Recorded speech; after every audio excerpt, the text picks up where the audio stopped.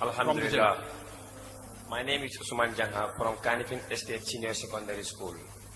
Dr. Zakir, my question is that in these two countries, that is Gambia and Senegal, we do what we call Gamo. So, many people say that this is haram because the Prophet never do it. And anything that the Prophet do not do, we do it. It's a bidah.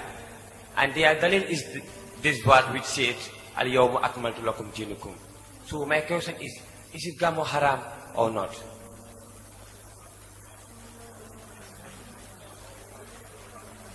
If I heard your question correctly, you say many people gamble. No. Gamo, that is celebrating the date of birth of the Prophet Muhammad sallallahu alaihi wasallam. Birthday, Many people, the brother said, many people in this country of Gambia and Senegal, they celebrate the birthday of the Prophet, and anything what the Prophet did is haram. To say anything what the Prophet did not do is haram is wrong. Prophet did not wear a suit. I'm wearing a suit. So wearing a suit is not haram. What the Prophet forbade and what Allah forbade, if you do that, that's haram. Second thing, if you do in your deen something what the Prophet did not recommend, what Allah did not tell you, what the Prophet did not recommend, which is not proven from Quran and Sahih Hadith, if you do in your deen, that is called as bidah. Bidah means innovation. Like the example I gave earlier. That someone wants to add sallallahu alaihi wasallam in the Aqama or in the Azan. The Prophet didn't do it. So in the ibadah, if you add something in the religion of Islam, what is not proven from Quran and Sahih Hadith, it is bidah.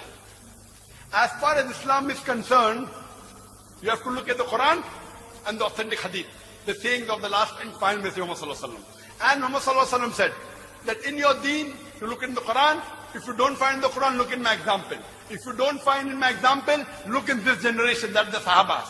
Then the next generation, that's the Taba'i. Then the next generation, Tabi Taba'i. So these three generations are known as Salaf Salihin. For understanding Islam, you have to have proof from the Quran and Sahih Hadith. And to understand the Quran and Sahih Hadith, the best person who understood the Quran is the Prophet. After the Prophet, it is the Sahabas. The Sahabas never added Sallallahu Alaihi Wasallam after the Adhan. Then it's the Taba'i, then the Taba'i, then Tabi Taba'i.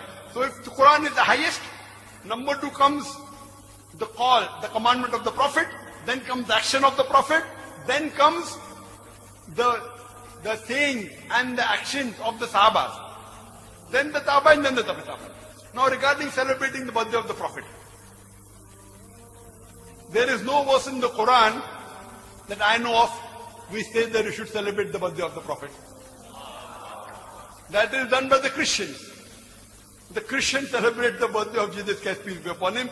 It is not even proven from the Bible that Jesus Christ, peace be upon him, was born on the 25th of December. It is the birthday of the Sun God.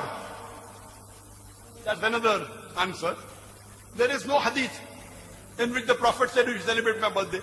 None of the Sahaba celebrated the birthday. None of the Khulafa Rashidin, Hazrat Abu Bakr, Umar, Uthman, Ali, may Allah be pleased with them all, none of them. So if you say, oh, because we love our Prophet, we want to celebrate the birthday, can you love the Prophet more than the Sahabas? No.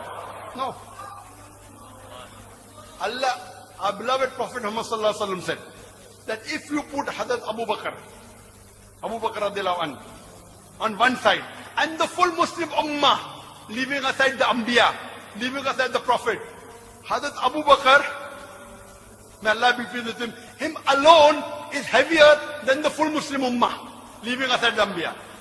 Another hadith, Hazrat Umar, may Allah be pleased with him, on one side, and the full Muslim Ummah, leaving aside all the Anbiyas, and Hazrat Abu Bakr radiallahu anhu, Hazrat Umar alone, may Allah be pleased with him, is heavier than the full Ummah, leaving aside the Anbiya and Hazrat Abu Bakr.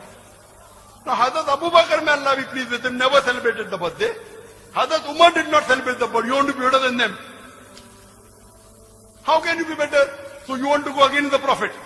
No. None of the Sahabas, not a single, show me a single hadith in which the Sahabas celebrate the birthday, even I will join you.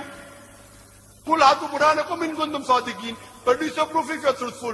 What do people do? People try and bring their innovation. You can bring your innovation in your lifestyle, no problem. Innovate and make a car, no problem. Make an aeroplane, no problem. In your deen, if you make any innovation, any bidah, you are booking your seat in the hellfire according to the Prophet. Therefore, for deen, look at the Quran and the Sahih Hadith. Hope that answers the question. Thank you very much.